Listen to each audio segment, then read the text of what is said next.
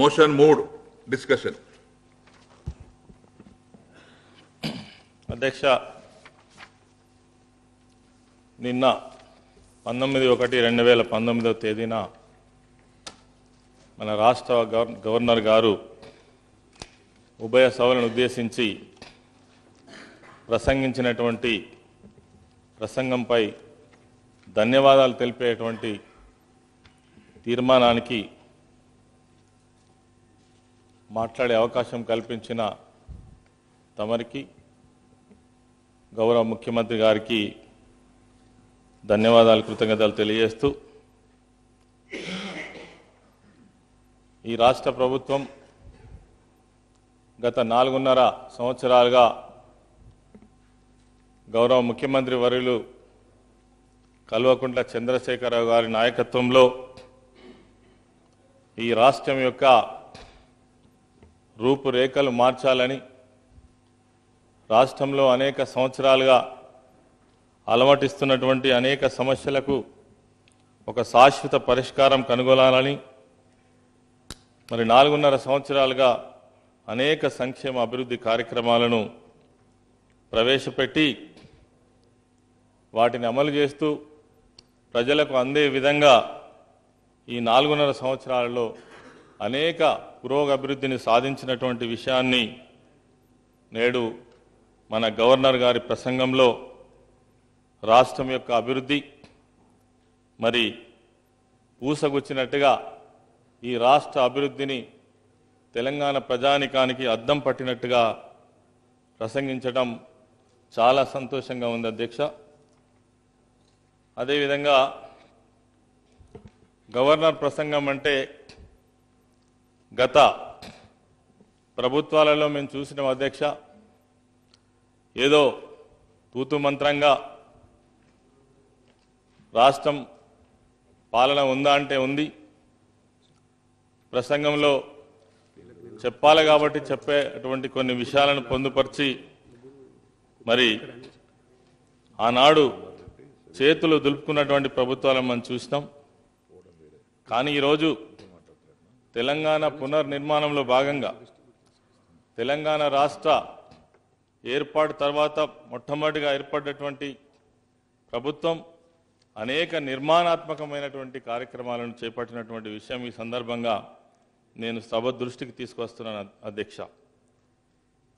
గౌరవ ముఖ్యమంత్రి గారు చేపట్టినటువంటి కార్యక్రమాలు ఈ సభా సాక్షిగా ఒక్కసారి మనం చేసుకుంటే ఈరోజు ఈ రాష్ట్రంలో అమలు జరిగినటువంటి అభివృద్ధి సంక్షేమ కార్యక్రమాలు ఏవైతే ఉన్నాయో గతంలో కని విని ఎరగనటువంటి ఏ ప్రభుత్వాలు కూడా అమలు చేయనటువంటి, కనీసం ఆలోచనకు కూడా రానటువంటి మరి సంక్షేమ కార్యక్రమాలను ఈరోజు అమలుపరిచినటువంటి ఘనత ఈ యొక్క ప్రభుత్వాన్ని మన గౌరవ ముఖ్యమంత్రి గారిదని ఈ సందర్భంగా నేను తెలియజేస్తా ఉన్నాను అధ్యక్ష. అదేవిధంగా ఈరోజు తెలంగాణ రాష్ట్రం ఏర్పడి 4.5 సంవత్సరాలు అయినప్పటికీ మరి ఈరోజు మనం ప్రవేశపెట్టినటువంటి సంక్షేమ కార్యక్రమాలు ఏవైతే ఉన్నాయో దేశంలో మరి ఈ కార్యక్రమాలను అమలుపరచుకోవడం కోసం అనేక రాష్ట్రాలు మరి ఈ పథకాల పట్ల మరి వాటి యొక్క వివరాలను తెలుసుకొని వాళ్ళ రాష్ట్రాల్లో అమలు చేసేటువంటి ప్రయత్నం చేస్తూ ఉన్నారు. అందుకే ఈరోజు తెలంగాణ రాష్ట్రం చిన్న రాష్ట్రమైనప్పటికీ, కొత్త రాష్ట్రమైనప్పటికీ మరి అనేక సంవత్సరాలుగా రాష్ట్రాలుగా ఉన్నటువంటి దేశంలోనే అనేక రాష్ట్రాలు ఉన్నప్పటికీ కూడా ఈరోజు దేశానికి ఇతర రాష్ట్రాలకు పాఠాలు నేర్పేటువంటి స్థితిలో తెలంగాణ రాష్ట్రం ఉండడం చాలా గొప్ప విషయంగా నేను భావిస్తూ ఉన్నాను అధ్యక్ష. దీనికి గర్వపడతా ఉన్నాను. ఎందుకంటే తెలంగాణ రాష్ట్రం ఏర్పడమే ఒక గొప్ప విషయం. ఆ రాష్ట్రాన్ని అనేక సంవత్సరాల నుంచి అలమటించినటువంటి ప్రజలకు ఇంత గొప్పగా ప్రభుత్వ సేవలను అందించడం అనేటువంటిది నిజంగా తెలంగాణ ప్రజల యొక్క అదృష్టంగా నేను భావిస్తూ ఉన్నాను అధ్యక్ష. అదేవిధంగా ఈనాడు మనం అమలు చేస్తున్నటువంటి పథకాలు ఏవైతే ఉన్నాయో ఈ రాష్ట్రానికే కీర్తి కిరీటాలుగా మరి దేశానికి స్ఫూర్తిదాయకంగా ఉన్నాయని చెప్పడంలో కూడా సందేహం లేదు అధ్యక్ష. అదేవిధంగా 4.5 ఏళ్ల కేసీఆర్ గారి పాలనలో ప్రజల హృదయాలను దోచుకున్నటువంటి ప్రభుత్వం అధ్యక్ష ఇది. ఇంతగా మరి ప్రజలు ఆస్వాదించినటువంటి సందర్భం అధ్యక్ష. అదేవిధంగా ఈ పథకాలన్నీ గొప్పగా అమలు జరిగినాయి కాబట్టే ప్రజలు ప్రతి ఒక్క విషయంలో స్పందించింది కాబట్టే, వాటిని ఆస్వాదించింది కాబట్టే, వాటి ఫలాలను అందుకున్నారు కాబట్టే మొన్న జరిగినటువంటి ఎన్నికల్లో మరి అపూర్వమైనటువంటి విజయాన్ని ప్రసాదించినటువంటి విషయాన్ని మనం ఈ సందర్భంగా గుర్తు తెచ్చుకోవాలి అధ్యక్ష. అదేవిధంగా దేశంలో ఏ రాష్ట్రం కూడా ఇంత గొప్పగా మరి సంపూర్ణ ప్రజల యొక్క విశ్వాసాన్ని పొందినటువంటి ప్రభుత్వం కూడా మనం చూడం అధ్యక్ష. ఎందుకంటే ఒక 5 సంవత్సరాల ప్రభుత్వం ఉన్న తర్వాత ఆ ప్రభుత్వం పైన అనేక విషయాల మరి నెగిటివ్స్ మనం చూస్తూ ఉంటాం. కానీ కొత్తగా వచ్చినటువంటి ప్రభుత్వమే అయినప్పటికీ 4.5 ఏళ్లలో ప్రభుత్వం అవలంబించినటువంటి అనేక మరి సంస్కరణలు కావచ్చు, అభివృద్ధి కార్యక్రమాలు కావచ్చు, చేపట్టినటువంటి మరి ఎన్నో విషయాలను చూసినట్టయితే ప్రజలు ఎంత గొప్పగా మరి ఈ ప్రభుత్వాన్ని ఆశీర్వదించిండ్రు, ముఖ్యమంత్రి గారిని ఎంత గొప్పగా ఆశీర్వదించిందో మనం ఈ సందర్భంగా మరి చూడవచ్చు అధ్యక్ష. ఈ సందర్భంగా గాంధీ గారు చెప్పినటువంటి మాట, గ్రామాలు అభివృద్ధి చెందిన నాడే దేశం అభివృద్ధి చెందినట్టుగా భావించవచ్చునని ఆనాడు మహాత్మా గాంధీ గారు చెప్పిన విషయాన్ని సభ దృష్టికి నేను తీసుకొస్తున్నాను అధ్యక్ష. గాంధీ గారి మాటలను తూచా తప్పకుండా అమలు చేస్తున్నటువంటి ప్రభుత్వం మన ప్రభుత్వం అధ్యక్ష. ఈ సందర్భంగా మరో విషయాన్ని తమ దృష్టికి తీసుకొస్తున్నాను అధ్యక్ష. దేశం అభివృద్ధి చెందాలంటే అద్దాల మేడలు, రంగుల గోడలు కాదధ్యక్ష. పౌరుని యొక్క నైతిక అభివృద్ధే నిజమైన దేశ అభివృద్ధి అని మహనీయుడు డాక్టర్ బిఆర్ అంబేద్కర్ గారు చెప్పిన మాటలు ఈ సందర్భంగా మనం గుర్తు చేసుకుందాం అధ్యక్ష. అభివృద్ధి అంటే కేవలం కొంతమంది కోటేశ్వర్లు నివాసం ఉండేటువంటి Banjara hills, Jubilee hills, Hyderabad నగరంలో కొన్ని ఫ్లైఓవర్లు కట్టడమో, కొన్ని నిర్మాణాలు చేయడమో, కొన్ని రోడ్లు వేయడమో అభివృద్ధికి సూచికలు కాదధ్యక్ష. గతంలో మనం ఇదే మరి విషయాల పట్ల గందరగోళపరిచినటువంటి సందర్భాన్ని మనం చూసినాం అధ్యక్ష. అందుకే ఈ గత పాలకులు ఏనాడు కూడా చిత్తశుద్ధితో ఈ రాష్ట్రం బాగుపడాలని, అన్ని రంగాలను అభివృద్ధి చేయాలని ఒక చిత్తశుద్ధితో నిజాయితీతో పనిచేసినటువంటి సందర్భాలు కాదు అధ్యక్ష. అందుకే తెలంగాణ రాష్ట్రం ఏర్పడి మన ప్రభుత్వం వచ్చిన తర్వాత గౌరవ ముఖ్యమంత్రి కేసీఆర్ గారు మరి ఈరోజు తూచా తప్పకుండా అంబేద్కర్ గారు చెప్పినటువంటి మాటల్ని ఈనాడు తూచా తప్పకుండా అమలు చేస్తున్నటువంటి విషయాలను ఈ సందర్భంగా గుర్తు చేసుకుందాం అధ్యక్ష. అభివృద్ధి అంటే నిజంగానే కొన్ని రోడ్లు వేయడమో, ఫ్లైఓవర్లు కట్టడమో కాదు అధ్యక్ష. అన్ని వర్గాల ప్రజలు సంతోషంగా ఉన్ననాడు, అన్ని ప్రాంతాల అభివృద్ధి చెందినాడు, మరి ముఖ్యంగా గ్రామీణ ప్రాంతాల్లో ఉండేటువంటి ప్రజలకు అన్ని సౌకర్యాలు కలిగిన నాడు మనం అభివృద్ధి కింద భావించవచ్చు అధ్యక్ష. అదేవిధంగా ప్రస్తుతం మరి ఈ సంవత్సరంలో నవంబర్ నెల నాటికే 29.93% మరి వృద్ధి రేటును నమోదు చేయడం అనేటువంటిది చాలా గొప్ప విషయం అధ్యక్ష. ఇది ఈ యొక్క తెలంగాణ రాష్ట్ర ప్రభుత్వం నిర్వహిస్తున్నటువంటి పరిపాలన దక్షతకు నిదర్శనంగా మనం భావించవచ్చు అధ్యక్ష. 4.5 ఏళ్లుగా ప్రభుత్వం చేపట్టిన అనేక పథకాలు కావచ్చు, మళ్ళీ ఈ 5 సంవత్సరాలలో చేపట్టబోయే పథకాలు కావచ్చు, ఇవన్నీ కూడా గవర్నర్ గారి ప్రసంగంలో స్పష్టంగా ప్రజలకు అందించే విధంగా మరి ఈ సభ ద్వారా తెలియజేయడం జరిగింది అధ్యక్ష. అదేవిధంగా నేడు రాష్ట్రంలో అమలు చేస్తున్నటువంటి ఏ పథకం చూసినా ప్రతి ఒక్క పథకం ప్రజలను ఉద్దేశించి మరి అన్ని సౌకర్యాలు కల్పించేటువంటి ఉద్దేశంతో చేపట్టినటువంటి అధ్యక్ష. అందులో భాగంగానే మరి తెలంగాణ అంటేనే విద్యుత్ కష్టాలు అధ్యక్ష. ఏనాడు కూడా 50-60 సంవత్సరాలలో తెలంగాణ ప్రాంతంలో, ఎందుకంటే సాగునీటి ప్రాజెక్టులు లేవు కాబట్టి కరెంటు మీదనే ఆధారపడి వ్యవసాయం చేయాలి కాబట్టి మరి కరెంటు పైనే ఆధారపడ్డటువంటి రైతులకు కరెంటు కష్టాలు ఎన్ని సంవత్సరాలకు కూడా దూరం కాలేదు అధ్యక్ష. ఈరోజు తెలంగాణ రాష్ట్రం వచ్చిన తర్వాత మరి అతి తక్కువ సమయంలోనే 7 నెలల్లోనే మరి ఈ 9 గంటల కరెంట్ ఇచ్చేటువంటి ఏర్పాటు జరిగింది. అదేవిధంగా 2 సంవత్సరాలు దాటక ముందే ఇలా 24 గంటల కరెంటును దేశంలో నెంబర్ 1 రాష్ట్రంగా ఇస్తున్నటువంటి రాష్ట్రంగా మనం ముందుకు పోతా ఉన్నాం అధ్యక్ష. అదేవిధంగా మరి ఈరోజు రాష్ట్రంలో ఆనాడు ఆంధ్రప్రదేశ్ రాష్ట్ర చివరి ముఖ్యమంత్రి ఇదే శాసనసభలో శాపనార్థాలు పెట్టిన అధ్యక్ష. తెలంగాణ రాష్ట్రం కనుక ఏర్పడితే ఈ రాష్ట్రం చీకటైపోద్ది, మీకు కరెంట్ ఎక్కడి నుంచి వస్తుంది, కాబట్టి మీరు ఆలోచించుకోవాలని హెచ్చరికలు చేసినటువంటి సందర్భం అధ్యక్ష. కానీ ఇలా ఏం జరిగింది? 4.5 సంవత్సరాలు గడవక ముందే మరి ఈరోజు రాష్ట్రంలో మిగులు కరెంట్ ఉన్నటువంటి రాష్ట్రంగా మనం నమోదు కాబోతా ఉన్నాం అధ్యక్ష.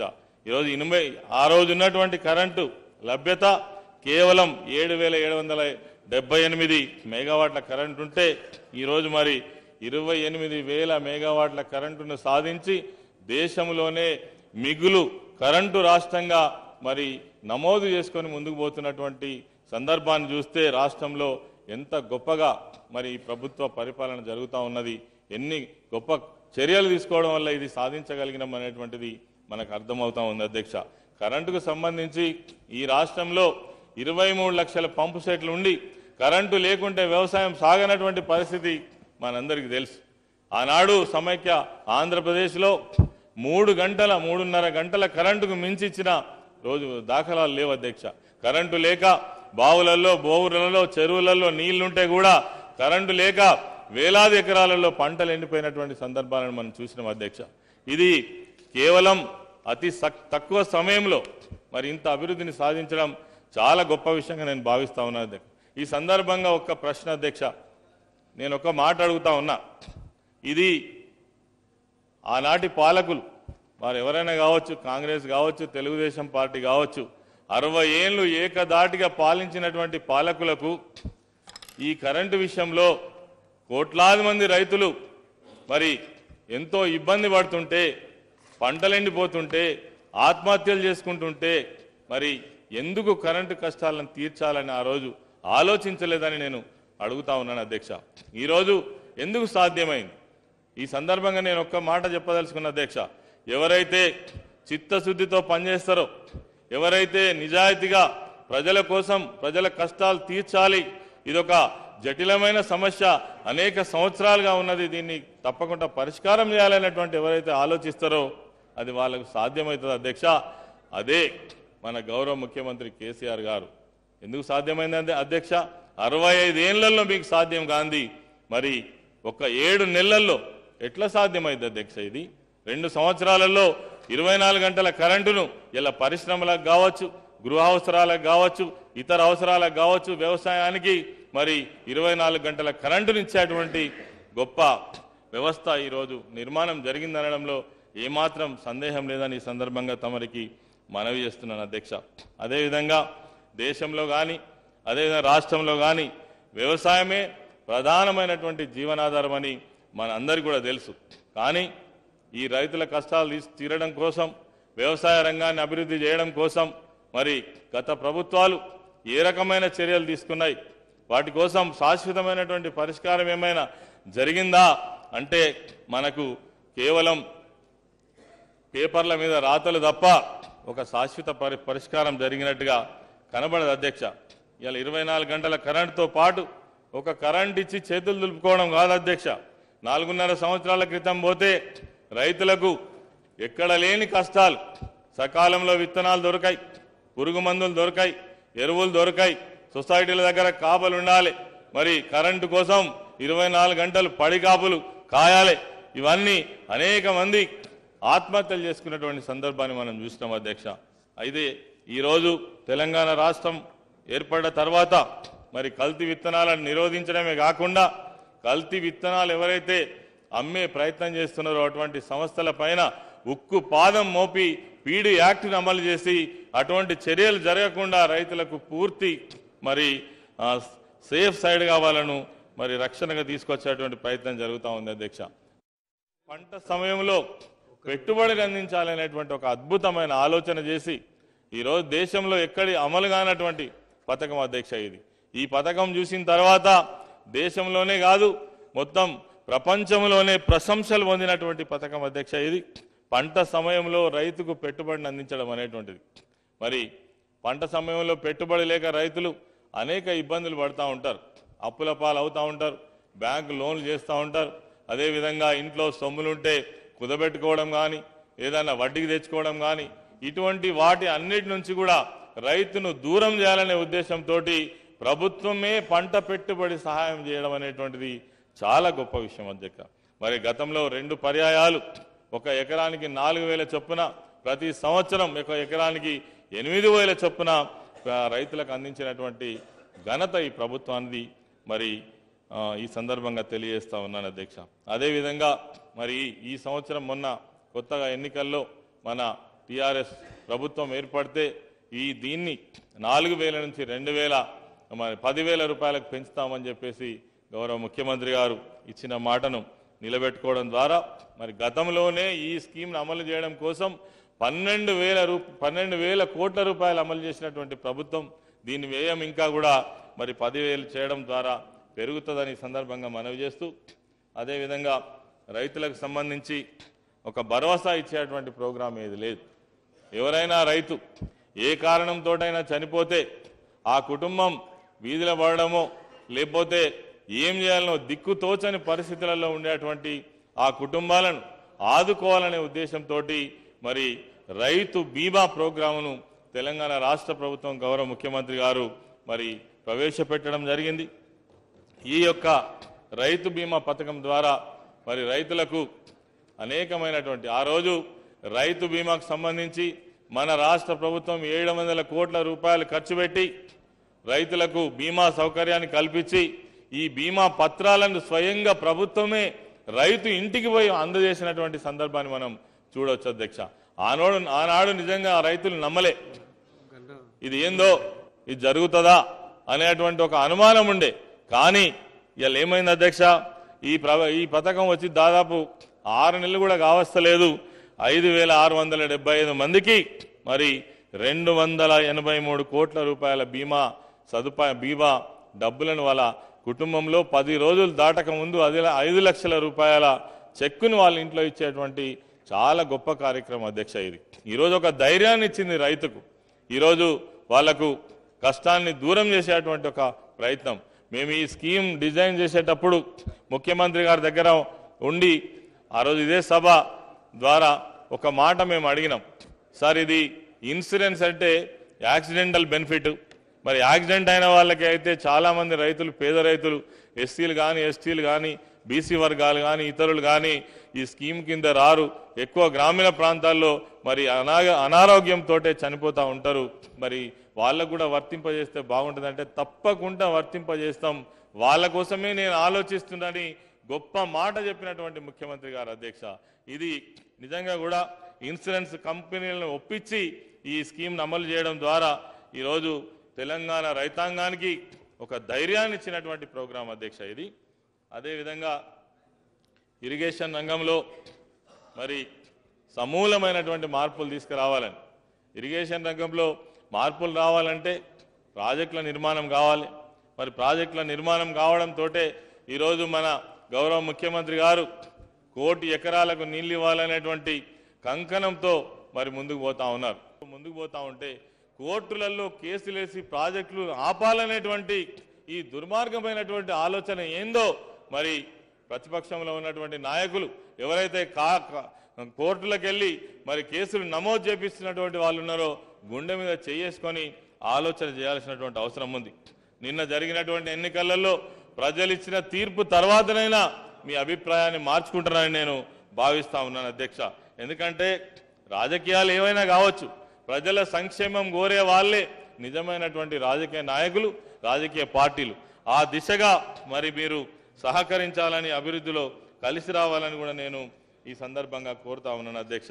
అదేవిధంగా కాళేశ్వరం ప్రాజెక్టు నిర్మాణం అనేటువంటిది తెలంగాణ వరప్రదాయని అని మనం చెప్పుకోవచ్చు అధ్యక్ష. ఎందుకంటే ముఖ్యమంత్రి గారి దగ్గర మేము అప్పుడప్పుడు కూర్చున్నప్పుడు ఆ గోదావరిలో ప్రతి సంవత్సరం సీజన్లో వెళ్ళిపోయే నీళ్ళ లెక్క చెప్తా ఉంటే ఆశ్చర్యం అనిపించేది అధ్యక్ష. ఒక్కొక్క సంవత్సరం ఎంత కరువు కాటకాలున్నా, తక్కువ నీళ్ళు వర్షాలు పడ్డా 900 నుంచి 2000 ఆ పైచిలకు నీళ్లు సముద్రంలో కలిసినటువంటి ఒక్కొక్క సంవత్సరం వైజ్గా చూపిస్తే చాలా ఆశ్చర్యం కలిగేది అధ్యక్ష. ఎందుకు ఈ ప్రభుత్వాలు ఒక ప్రయత్నం చేయలేదు, ప్రాజెక్టు కట్టాలనే ప్రయత్నం ఎందుకు చేయలేదు, ఆలోచన ఎందుకు చేయలేదని మాకు అనిపించేది. ఎందుకంటే మేమంతా గోదావరి ప్రాంతంలో ఉంటాం కాబట్టి గోదావరి నిండా నీళ్లు పోతా ఉంటే కూడా మరి ఈ నీళ్లను సాగునీటి కోసం, తాగునీటి కోసం వాడాలనేటువంటి ఆలోచన ఎందుకు రాలేదో మనకు అర్థం కావడం లేదు అధ్యక్ష. అందుకనే మరి గోదావరి పైన ఆ రోజు ఎన్ని గొడవలు చేసినా, ఎన్ని విమర్శలు చేసినా, ఈరోజు మరి కాళేశ్వరం ప్రాజెక్ట్ ఏదైతే ఉందో నిజంగా కూడా 16 జిల్లాల్లో ఉన్నటువంటి 42 లక్షల ఎకరాలకు దాని కింద ఉన్నటువంటి రైతాంగానికి మేలు చేసేటువంటి ప్రపంచంలోనే అతిపెద్ద ప్రాజెక్టుగా పేరు పొందినటువంటి, ఇప్పటికే దేశంలో అనేక మంది ప్రముఖులు ప్రశంసించినటువంటి ఈ యొక్క ప్రాజెక్టు నిర్మాణం ఏదైతే ఉందో మరి జరగడం చాలా సంతోషం. ఇవన్నీ కనుక పూర్తయితే బ్రహ్మాండమైనటువంటి మరి పరిస్థితి ఈ రాష్ట్రంలో ఉంటుంది. సాగునీటి రంగాన్ని నాకు తెలిసినంత వరకు అతి తక్కువ సమయంలో ఈ ప్రాజెక్టులన్నీ పూర్తి కాబోతా ఉన్నాయి. కాళేశ్వరం ప్రాజెక్టు కూడా అతి తక్కువ సమయంలోనే పూర్తి కాబోతా ఉన్నది. ఈ ప్రాజెక్టులన్నీ పూర్తయితే 1 కోటి ఎకరాలకు నీళ్లు వస్తే నిజంగా తెలంగాణ సస్యశ్యామలం కాకుంటే ఇంకా ఏమవుతుందని నేను ఈ సందర్భంగా మరి తమ ద్వారా తెలియజేస్తా ఉన్నాను అధ్యక్ష. అదేవిధంగా రాష్ట్రంలో తెలంగాణ ప్రాంతంలో మన పూర్వీకులైనటువంటి కాకతీయులు కావచ్చు, నిజాం నవాబులు కావచ్చు, రెడ్డి రాజులు కావచ్చు, అనేక చెరువుల నిర్మాణం జరిగింది అధ్యక్ష. ఈ చెరువుల నిర్మాణం ద్వారానే ఆనాడు ఉన్నటువంటి ఆయకట్టుకు నీరు అందుకొని మరి దాని ద్వారానే పంటలు తీసుకొని చెరువు బాగుంటే ఊరు బాగుంటుందని ఆ చెరువు పైన ఆధారపడే అనేక వృత్తి కులాలు కానీ, అక్కడ ఉన్నటువంటి రైతులు కానీ బ్రతికినటువంటి సందర్భాలు గతంలో ఉండే అధ్యక్ష. మరి ఇటువంటి వ్యవస్థను ఈ 60-65 సంవత్సరాలలో పూర్తి నాశనం చేసి, ధ్వంసం చేసి, మరి ఒక్క చెరువును కూడా పట్టించుకోకుండా, వాటిని మరమ్మతులు చేయకుండా, వాటిని రిపేర్లు చేయకుండా, దానికి ఉన్నటువంటి రైతులకు ఒక ధైర్యం కల్పించకుండా ఏనాడు కూడా ప్రయత్నం జరిగినటువంటి సందర్భాలు లేవు అధ్యక్ష. తెలంగాణ రాష్ట్రం ఏర్పడిన తర్వాత చెరువులను బాగు చేయాలి. ఆ గ్రామంలో ఉన్నటువంటి మరి చెరువు మీద ఆధారపడేటువంటి వృత్తివారు కావచ్చు, లేదంటే మత్స్యకారులు కావచ్చు, వాళ్ళకొక మరి ఆదరు ఏర్పాటు చేయాలనే ఉద్దేశంతో చెరువుల మరమ్మతులు చేయడంలో మరి మిషన్ కాకతీయ ద్వారా ఈ యొక్క ప్రభుత్వం చేపట్టినటువంటి మరి బ్రహ్మాండమైనటువంటి కార్యక్రమం.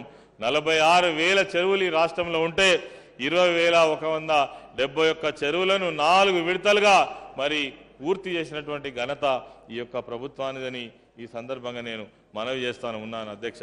అదేవిధంగా 70 సంవత్సరాల స్వాతంత్ర భారతదేశంలో కనీసం తెలంగాణ రాష్ట్రం అనేక గ్రామాలు, వేలాది గ్రామాలు మంచినీళ్ళు లేక అలమటిస్తున్నటువంటి పరిస్థితి అధ్యక్ష.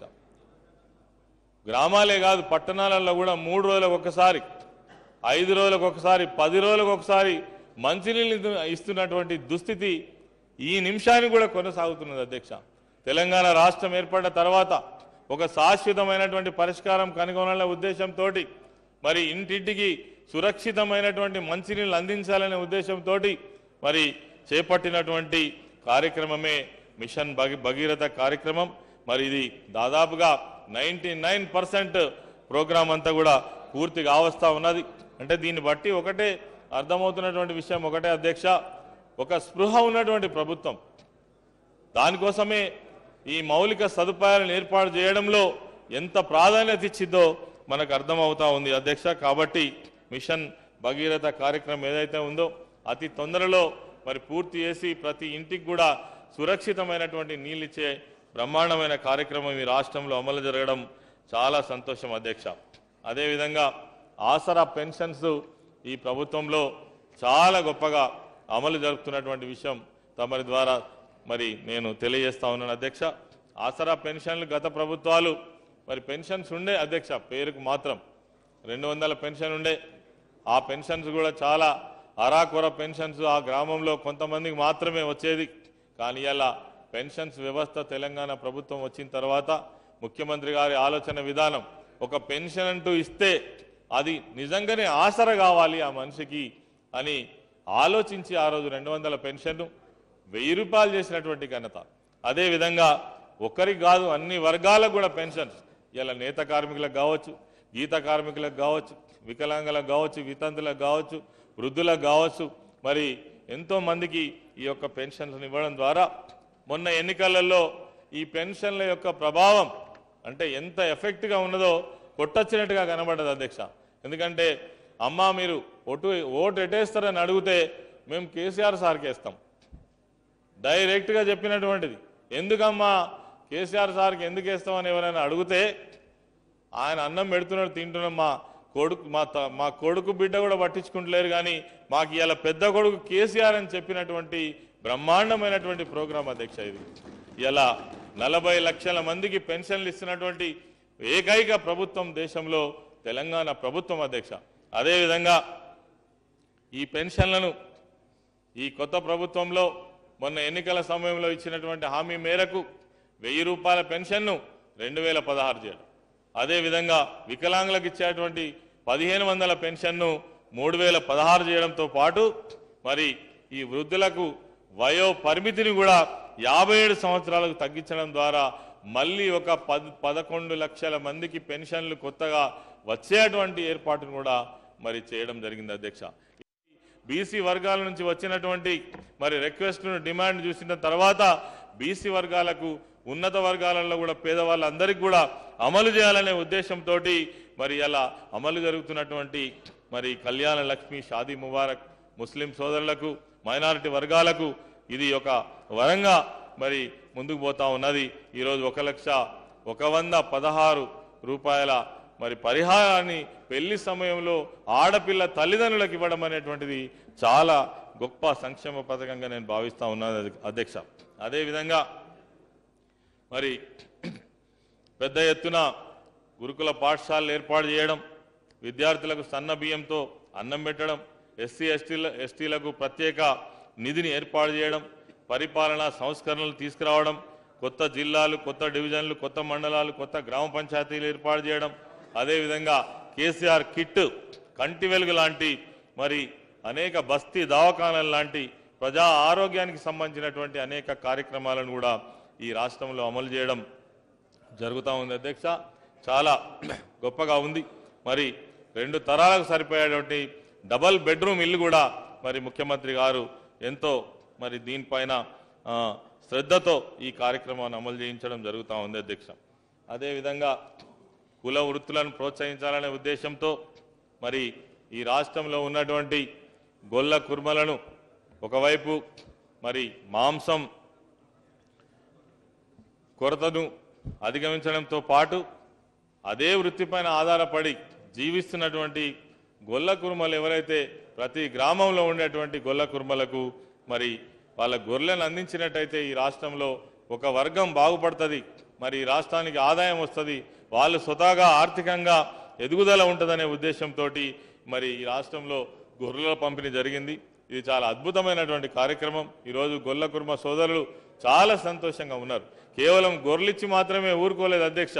దీనికి సంబంధించిన ఇన్సూరెన్స్ కానీ, దానికి సంబంధించిన దానా కానీ, ఆ గొర్రెలను అమ్ముకోవడానికి ఒక షెడ్డు నిర్మాణం చేసుకోవడానికి డబ్బులు ఇవ్వడం కానీ, అదేవిధంగా మొబైల్ సర్వీసు ద్వారా మరి వైద్యం చేయించడం కానీ చాలా గొప్ప కార్యక్రమం అమలు చేస్తూ మరి ఇప్పటికే ఇచ్చినటువంటి గొర్రెలు 75 లక్షల అధ్యక్ష.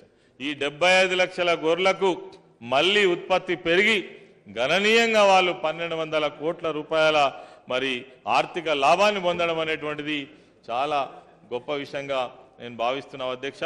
అదేవిధంగా ఈ రాష్ట్రంలో ఒక వ్యవసాయ రంగమే కాదు, పట్టణాల అభివృద్ధే కాదు, అన్ని రకాల అభివృద్ధి సాధించిన నాడే ఈ రాష్ట్రం ముందుకు పోతున్నట్టుగా భావించవచ్చని గౌరవ ముఖ్యమంత్రి గారి ఆలోచన విధానం మేరకు ఈ రాష్ట్రంలో కొత్త పారిశ్రామిక విధానాన్ని అమలుపరచాలనే ఉద్దేశంతో మరి పారిశ్రామిక రంగాన్ని మరి చాలా గొప్పగా అభివృద్ధి చెందేటువంటి నిర్ణయాలు తీసుకోవడం జరిగింది. అందులో భాగంగానే టీఎస్ ఐపాస్ విధానాన్ని అమలు చేసి 15 రోజులలోనే ఎవరైనా పారిశ్రామికవేత్తలు వాళ్ళ యొక్క పరిశ్రమను నెలకొల్పుకోవడం కోసం అప్లై చేసినట్టయితే అన్ని రకాల అనుమతులను ఇచ్చి ఆ పరిశ్రమను ప్రభుత్వమే మరి ప్రోత్సహించి పెట్టించేలాగా చేయడం ద్వారా మరి ఈరోజు దేశంలో మన రాష్ట్రంలో అనేకమైనటువంటి పరిశ్రమలు వచ్చినాయి అధ్యక్ష.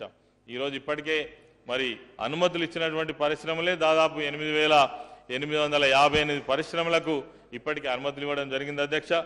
అదేవిధంగా మరి 1,32,000 కోట్ల రూపాయల పెట్టుబడులను కూడా సాధించుకోవడం జరిగింది అధ్యక్ష. అదేవిధంగా మరి 5,570 పరిశ్రమలు ఉత్పత్తి ప్రారంభం చేయడం కూడా జరిగింది అధ్యక్ష. అదేవిధంగా దీని ద్వారా మరి 8,37,000 మందికి మరి ఉద్యోగ అవకాశాలు కూడా దక్కడం జరిగింది అధ్యక్ష. నిజంగా తెలంగాణ రాష్ట్రం విడిపోక ముందు ఆనాడు ఆంధ్ర పరిపాలకులు మనను మాట్లాడిన మాటలు ఇప్పుడు మళ్ళీ గుర్తుకొస్తున్నాయి అధ్యక్ష. తెలంగాణ రాష్ట్రం కనుక విడిపోతే మీకు పరిశ్రమలు ఏడికెళ్ళి వస్తాయి, మీ కరెంట్ ఏడికెళ్ళి వస్తాయి, మీ ఐటీ పరిశ్రమలన్నీ ఆంధ్ర ప్రాంతానికి తరలిపోతాయని చెప్పి మరి బెదిరించినటువంటి సందర్భాన్ని మనకు గుర్తుకొస్తా ఉన్నాయి అధ్యక్ష. ఏమైంది అధ్యక్ష? 4.5 సంవత్సరాలు గడవక ముందే వేలాది పరిశ్రమలు ఈ హైదరాబాద్ నగరంలో నెలకొల్పడానికి కారణం ఏంది? వీళ్ళు చెప్పిన మాటలకు అర్థం ఏంది? ఎన్ని అబద్ధాలు చెప్పిండ్రో ఇవాళ మనకి సందర్భంగా అర్థమవుతా ఉన్నది. కాబట్టి ఇది మరి ఇవాళ ఐటీ రంగంలో కూడా దేశంలోనే ఎగుమతుల్లో తెలంగాణ రాష్ట్రం ముందుండడం చాలా గొప్ప విషయం అధ్యక్ష. దీనికి మా ఐటీ పరిశ్రమ మంత్రివర్యుల కేటీఆర్ గారు చేసినటువంటి ఎనలేని కృషి కూడా దీనికి మరి మంచి ఫలితాన్ని ఇచ్చింది అని నేను ఈ సందర్భంగా తెలియజేస్తా ఉన్నాను అధ్యక్ష.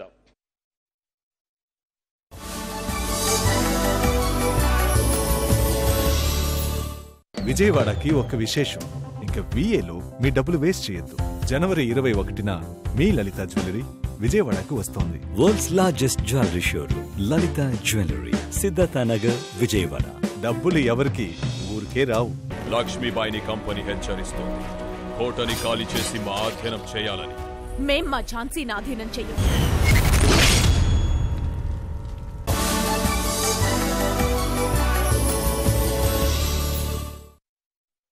మరి ఇదంతా కూడా పరిపాలన సంస్కరణలో భాగంగా ఆనాడు ఎస్టీలు చాలా మంది మా తండాలో మా రాజ్యం ఉండాలి, మా తండాకు వేరే వాళ్ళ పెద్దరికం వద్దు, మా గ్రామ పంచాయతీ సపరేట్ చేయండి అని అడిగినటువంటి సందర్భంలో ఈరోజు తండాలు కావచ్చు, గిరిజన గూడాలు కావచ్చు, చిన్న గ్రామాలు కావచ్చు, మరి దాదాపుగా 8,690 గ్రామాలు గతంలో ఉంటే మరి అలా 4,383 గ్రామ పంచాయతీలు కొత్తగా ఏర్పాటు చేసి ఈ యొక్క రాష్ట్రంలో ప్రతి గ్రామాన్ని కూడా ఒక క్రమ పద్ధతిలో అభివృద్ధి చేయాలనే ఉద్దేశంతో మరి ఇంత గొప్ప సంస్కరణలు తీసుకురావడం జరిగింది అధ్యక్ష. మరి ఈ సందర్భంగా మరి ఇవన్నీ కూడా మనం కళ్ళ ముందు చూస్తూ ఉన్నాం. కొత్త జిల్లాలు వచ్చినప్పుడు అన్నారు, ఇంత చిన్న చిన్న జిల్లాలు ఎందుకు చేస్తున్నారని చాలామంది విమర్శలు చేశారు. కానీ వాళ్ళు ఏమైంది అధ్యక్ష? ఒక కొత్త జిల్లా, గతంలో ఉన్న కరీంనగర్ జిల్లా ఇలా 4 జిల్లాలుగా ఏర్పడ్డది. 4 కలెక్టర్లు వచ్చింది, అధికార యంత్రాంగం పెరిగింది, జవాబుదారీతనం పెరిగింది, అదేవిధంగా బాధ్యత పెరిగింది, ప్రజలకు అందుబాటులోకి వచ్చింది. ఇవన్నీ కూడా ఈ సంస్కరణలో భాగంగానే మనం చెప్పుకోవచ్చు అధ్యక్ష. అదేవిధంగా అతి ప్రధానమైనటువంటిది ప్రభుత్వ వైద్యం. ప్రభుత్వ వైద్యం అంటే నిజంగా ఇది అందని ద్రాక్ష పండు. అనేక సంవత్సరాల నుంచి తెలంగాణ ప్రాంతంలో ఉన్నటువంటి పేదవాళ్ళు, బీదవాళ్ళు మరి వాళ్లకు అనారోగ్యం వచ్చిందంటే, ఆపద వచ్చిందంటో ఏం చేయాలనో తెలియనటువంటి పరిస్థితులలో, దిక్కుతోచని పరిస్థితుల్లో ప్రభుత్వ దవాఖానకు పోతే ఒకటి ఉండి ఒకటి లేనటువంటి పరిస్థితులు మనం చూసినాం అధ్యక్ష. కానీ ఆ రోజు కార్పొరేట్ హాస్పిటల్స్నే ప్రోత్సహించింది తప్ప ప్రభుత్వ దవాఖానాలలో కనీస వసతులు కల్పించి పేద ప్రజలకు ప్రభుత్వ వైద్యాన్ని అందించాలనేటువంటి ప్రయత్నం జరగలేదు అధ్యక్ష. కానీ ఈరోజు తెలంగాణ రాష్ట్రంలో ప్రజలందరికీ కూడా ఖరీదైన వైద్యం మరి ప్రభుత్వ హాస్పిటల్ దొరకాలనే ఉద్దేశంతో అనేక చర్యలు తీసుకోవడం జరిగింది అధ్యక్ష. మరి ఈరోజు డయాలసిస్ చేసుకోవాలంటే ఒక కిడ్నీ ఫెయిల్ అయినటువంటి ఎవరైతే పేషెంట్ ఉంటాడో వారానికి ఒకసారి, 15 రోజులకు ఒకసారి 3,000, 6,000 రూపాయలు వెచ్చించి డయాలసిస్ చేసుకునే పరిస్థితి లేదు అధ్యక్ష. కానీ ఇలా తెలంగాణ రాష్ట్రంలో అనేక డయాలసిస్ సెంటర్స్ కూడా ప్రతి జిల్లాలో ఏర్పాటు చేయడం జరిగింది. అదేవిధంగా ఎంఐఆర్ కానీ, తర్వాత సిటీ స్కాన్ కానీ, అదేవిధంగా డిజిటల్ రేడియాలజీ కానీ, 2D ఎకో కానీ, అదేవిధంగా మరి ఐసీయూలు జిల్లా కేంద్రాల్లో ఉన్నటువంటి మరి ఏరియా ఆసుపత్రుల్లో కానీ ఇవన్నీ సౌకర్యాలు చేయడం వల్ల ప్రభుత్వ వైద్యం ఏదైతే ఉన్నదో పేద ప్రజలకు అందుబాటులో తీసుకొచ్చేటువంటి గొప్ప ప్రయత్నం ఈ తెలంగాణ రాష్ట్రంలో జరిగింది అధ్యక్ష. ఇప్పటికే మరి ప్రసవాలన్నీ 100% మరి ప్రభుత్వ హాస్పిటల్ జరుగుతూ ఉన్నాయి. ప్రోత్సాహకంగా 12,000 రూపాయలు మగపిల్లడు పుడితే, 13,000 రూపాయలు ఆడపిల్ల పుడితే మరి ఏదైతే సహజ ప్రసవాలను ప్రోత్సహించి ఆ తల్లి బిడ్డను ఇంటికి పంపించేటువంటి మరి ప్రోగ్రామ్ ఈ కార్యక్రమంలో చాలా గొప్పగా జరుగుతూ ఉంది. అంతేకాకుండా ఇంకొక 4 మెడికల్ కళాశాలను కూడా ముఖ్యమంత్రి గారు ప్రకటించడం జరిగింది. త్వరలో అవి కూడా మరి ప్రారంభించడం ద్వారా అనేక మందికి మరి వైద్య విద్య చదువుకునేటువంటి అవకాశం కూడా మన రాష్ట్రంలో ఏర్పడుతుందని తమ ద్వారా నేను తెలియజేస్తా ఉన్నాను అధ్యక్ష. అదేవిధంగా ప్రధాన 5 minutes అయిపోయింది అధ్యక్ష. అదేవిధంగా ప్రభుత్వ విద్యారంగం ఏదైతే ఉన్నదో ఈరోజు చాలా దురదృష్టం ఏంటంటే అధ్యక్ష, అసలు స్కూల్స్లో ఒక క్వాలిటేటివ్ విద్య ఉండాలి. ప్రభుత్వంలో ఉన్నటువంటి మరి వేలాది లక్షలాది మంది టీచర్లు సుశిక్తులైనటువంటి టీచర్లు ఉన్నప్పటికీ కూడా ప్రభుత్వ పాఠశాలల్లో తెలంగాణ రాకముందు విద్యార్థులు లేరు అధ్యక్ష. కానీ ఇలా విద్యా వ్యవస్థ పూర్తి స్థాయిలో ప్రక్షాళన చేయబడి ప్రభుత్వ స్కూళ్ళల్లో అడ్మిషన్స్ విపరీతంగా పెరిగినాయి. ఇలా హై స్కూల్లో కానీ ప్రైమరీ స్కూల్లో కానీ విపరీతమైనటువంటి అడ్మిషన్స్ పెరగడంతో పాటు మరి మన తెలంగాణ రాష్ట్ర ప్రభుత్వం గౌరవ ముఖ్యమంత్రి గారు విద్యా వ్యవస్థను గొప్పగా తీర్చిదిద్దాలనే ఉద్దేశంతో ఆనాడే కేజీ టు పీజీ విద్యను తప్పకుండా పేద ప్రజానికి అందజేస్తాం, విద్యను కొనుక్కునేటువంటి అవకాశం లేదు, అవసరం లేదని మరి దాన్ని చెప్పే విధంగా ఈరోజు చర్యలు తీసుకోవడం జరుగుతూ ఉంది అధ్యక్ష. ఒక మాటలో చెప్పాలంటే ఒక గ్రామంలో ఉన్నటువంటి రైతు, మామూలు పేద కూలి ఒక కార్పొరేట్ విద్యా సంస్థలు చదివించేటువంటి అవకాశం ఉంటుంది అధ్యక్ష. మరి పేదలందరూ ఎట్లా చదువుకోవాలనుకున్నారు? ఈ రాష్ట్రం కానీ ఈ దేశం కానీ ఎంతకాలం ఇట్లా ఉండాలనుకున్నారు గత పాలకులు? నేను ఈ సందర్భంగా ప్రశ్నిస్తా ఉన్నాను అధ్యక్ష. అదేవిధంగా మరి ఈరోజు కేవలం 296 గురుకులాలు మాత్రమే ఉన్నటువంటి ఈ రాష్ట్రంలో తెలంగాణ రాష్ట్రం వచ్చిన తర్వాత ఏకంగా 542 కొత్త గురుకులాలను ఏర్పాటు చేయడంతో పాటు మరి 119 బీసీ గురుకులాలను కూడా ఏర్పాటు చేయడంతో పాటు అదేవిధంగా ఉన్నత విద్య కోసం మరి డిగ్రీ గురుకులాలను కూడా ఏర్పాటు చేయడంతో పాటు మరి ఎవరైతే పేద విద్యార్థులు ఎస్సీలు కానీ ఎస్టీలు కానీ మరి ఉన్నత విద్య కోసం విదేశాలకు వెళ్లే వాళ్లకు ప్రోత్సాహకంగా 20 లక్షల రూపాయల ఆర్థిక సహాయాన్ని కూడా మరి ప్రభుత్వం అందించి ప్రభుత్వ విద్యను ప్రజల యొక్క వాళ్ళ పిల్లలకు ఉచితంగా అందించినట్టయితే మనం ఎంతో ఆర్థిక సహాయాన్ని చేసినట్టే వాళ్ళు ఆర్థికంగా మరి ఖర్చుల పాలు కాకుండా ఉండడం, లక్షలు వెచ్చించేటువంటి పరిస్థితి లేకుండా ఉండడం కోసం తీసుకున్నటువంటి చర్యగా నేను భావిస్తా ఉన్నాను అధ్యక్ష. అదేవిధంగా ఈరోజు చేనేత రంగం చాలా దురదృష్టకరం. అనేక మంది చేనేత కార్మికులు మరి ఆత్మహత్యలు చేసుకుంటుంటే చూసుకుంటూ ఉన్నారు తప్ప దీనికి ఒక శాశ్వతమైన పరిష్కారం కనుగోవాలి, వాళ్ళని ఒక దారిలో ఉంచాలి, వాళ్లకు సపోర్ట్ చేయాలనేటువంటి పరిస్థితి ఆనాడు లేదు అధ్యక్ష. కానీ ఈరోజు ఈ యొక్క వ్యవస్థను ఆనాడు ఉద్యమ సమయంలో గుర్తుకొస్తుంది అధ్యక్ష. చేనేత కార్మికులు సిరిసిల్లలో అనేక మంది ఆత్మహత్యలు చేసుకుంటుంటే మన ఆనాటి ఉద్యమ నాయకుడు కేసీఆర్ గారు వాళ్ళకు ఒక ధైర్యాన్ని ఇవ్వాలనే ఉద్దేశంతో వాళ్ళకు ఒక కార్పొరేట్ ఫండ్ను ఏర్పాటు చేయాలనే ఉద్దేశంతో ఆ చేనేత కార్మికులతోటే ఒక కమిటీని ఫామ్ చేసి వాళ్ళ ధైర్యం కోసం ఒక 50 లక్షల రూపాయల కార్పస్ ఫండ్ను మరి సిరిసిల్ల ప్రాంతంలో ఉంచి మరి ఉన్నటువంటి సందర్భం అధ్యక్ష. కానీ ఇలా తెలంగాణ ప్రభుత్వం వచ్చిన తర్వాత అనేక చర్యలు తీసుకోవడం జరిగింది. మరి మన పరిశ్రమల మంత్రి గారు కేటీఆర్ గారి నాయకత్వంలో చాలా చర్యలు తీసుకోవడం జరిగింది. వాళ్లకు మరమ్మతులు అందించడం కానీ, సబ్సిడీ పైన రసాయనాలు అందజేయడం కానీ, తర్వాత వాళ్లకు ఇంతకుముందు మార్కెట్ లేక చాలా ఇబ్బంది పడ్డారు. మార్కెట్ కోసం ఎక్కడో తిరగాల్సినటువంటి అవసరం లేదు. ఇలా పోలీసులకు కావచ్చు, విద్యార్థులకు కావచ్చు, బతుకమ్మ, రంజాన్, క్రిస్మస్ పండుగలకు మన ప్రభుత్వం ద్వారా అందజేస్తున్నటువంటి మరి ఏవైతే చీరలు కావచ్చు ఇవన్నీ కూడా మరి వాళ్లకు ఇవ్వడం ద్వారా వాళ్ళకు మార్కెట్ సమస్య కూడా లేకుండా చేసేటువంటి ప్రయత్నం జరిగింది అధ్యక్ష.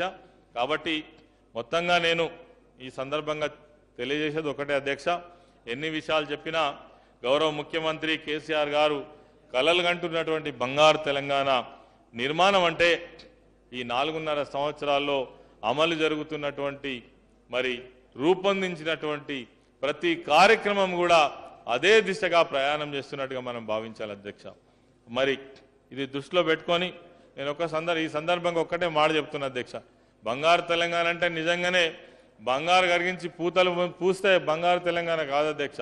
నిజంగా ఈ ప్రాజెక్టులు పూర్తయి 1 కోటి ఎకరాలకు నీళ్ళు వచ్చిన నాడు, గ్రామాలలో అన్ని మౌలిక సదుపాయాలు ఏర్పడ్డ నాడు, ప్రతి ఒక్కరూ సుఖ సంతోషాలతో ఉన్న నాడు, ప్రభుత్వ వైద్యం కానీ ప్రభుత్వ విద్య కానీ మరి వాళ్ళకు అందుబాటులోకి వచ్చిన నాడు, మరి ఏ సమస్య లేకుండా ఈ రాష్ట్రంలో ప్రతి ఒక్కరూ మరి సంతోషంగా ఉన్ననాడు మరి దాన్ని బంగారు తెలంగాణ కాక మనం ఏమంటామని ఈ సందర్భంగా మనవి చేస్తా ఉన్నాను అధ్యక్ష. నిజంగా కూడా బంగారు తెలంగాణ నిర్మాణం దిశగా మనం ప్రయాణం చేస్తుంది ఈ ప్రభుత్వం, మన గౌరవ ముఖ్యమంత్రి గారు. ఈ సందర్భంగా నేను మొన్న పేపర్లో చూసిన అధ్యక్ష, ఎవరైతే సింగపూర్ వాణిజ్య వ్యవహారాల మంత్రివర్యులు ఒక మాట చెప్పారు అధ్యక్ష, ఏమంటే రెండవసారి విజయం సాధించినందుకు మీకు హృదయపూర్వకంగా అభినందనలు చేస్తూ కేసీఆర్ గారికి హృదయపూర్వకంగా అభినందనలు తెలియజేస్తూ శుభాకాంక్షలు తెలియజేస్తూ, ఇది మామూలు విషయం కాదు అధ్యక్ష, ఎంతో అనుభవంతో కూడినటువంటిది, ఎంతో ఆరాటంతో కూడినటువంటిది, ఎంతో ఆచరణతో కూడినటువంటి విషయం అయితే తప్ప ఇంత మంచి ఫలితం ప్రపంచం గర్వించేటువంటి విధంగా ఈరోజు ఉండదు అధ్యక్ష. అందుకనే తెలంగాణ ప్రజానికం ఈ యొక్క ప్రభుత్వాన్ని, గౌరవ ముఖ్యమంత్రి గారిని చాలా గొప్పగా కొనియాడే మొన్న జరిగినటువంటి ఎన్నికలలో మరి బ్రహ్మాండమైనటువంటి అఖండమైనటువంటి మెజారిటీనిచ్చి మనం ఊహించినటువంటి పద్ధతులలో మరి 90 స్థానాలలో అధికారం ఇవ్వడం అనేటువంటిది చాలా గొప్ప విషయంగా భావిస్తూ, ఇంకొక మాట అధ్యక్ష, మరి ఇవన్నీ కళ్ళ ముందట జరుగుతున్నటువంటి నిజాలు, వీటన్నింటిని చూసిన తర్వాతనైనా ప్రతిపక్ష పార్టీలు కావచ్చు, ఈ ప్రభుత్వాన్ని విమర్శించేటువంటి నాయకులు కావచ్చు, మేము ఒకటే కోరుతా ఉన్నాం, మీరు విమర్శలు చేయండి, మరి విమర్శలు అర్థవంతమైనటువంటి విమర్శలు చేయండి. ప్రభుత్వం ఏదైనా తప్పు చేస్తే సరిదిద్దుకునేటువంటి విమర్శలు చేయండి, తప్పకుండా వాటిని సరి చేసుకోవడం కోసం ప్రయత్నం చేస్తాను. కానీ ఈ ప్రభుత్వం చేస్తున్నటువంటి ఇంత గొప్ప కార్యక్రమాలను చూసి అక్కసుతో విమర్శలు చేయకండి, దీన్ని చెడగొట్టే ప్రయత్నం చేయకండి. మీరు చేయలేదు, ఈ ప్రభుత్వం గొప్పగా చేసే ప్రయత్నంలో ఉన్నది, మీరు చూడండి, మీ అవకాశం కోసం చూడండి తప్ప దీన్ని మరి ఏ రకంగా కూడా మీరు ఆ ప్రయత్నం చేయవద్దని నేను మిమ్మల్ని కోరుకుంటూ, మరి గౌరవ ముఖ్యమంత్రి గారు తమరి ద్వారా నాకు ఈ గవర్నర్ గారి ప్రసంగం పైన మరి మాట్లాడేటువంటి అవకాశం కల్పించినటువంటి మీకు గౌరవ ముఖ్యమంత్రి గారికి ధన్యవాదాలు తెలియజేస్తూ ముగిస్తున్నాను అధ్యక్ష. జై తెలంగాణ.